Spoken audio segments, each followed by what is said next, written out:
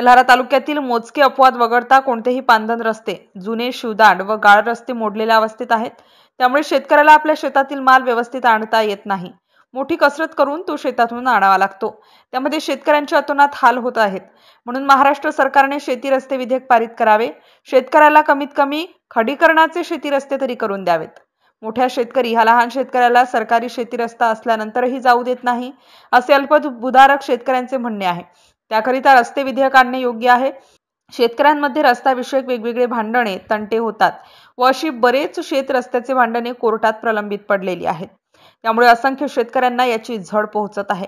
जर महाराष्ट्र सरकारने शेती रस्ते दुरुस्त विधेयक पास केले तर हजारो शेतकऱ्यांचे होणाऱ्या हालापासून व नुकसानापासून मुक्तता होईल आणि उत्पन्नामध्ये वाढ होऊन आपल्या राज्यातील बळीराजा सुखी होईल, असे मनोगत शेतकऱ्यांनी व्यक्त केले आहे। MCN न्यूज मराठी करिता गजानन राठोड, तेल्हारा ग्रामीण।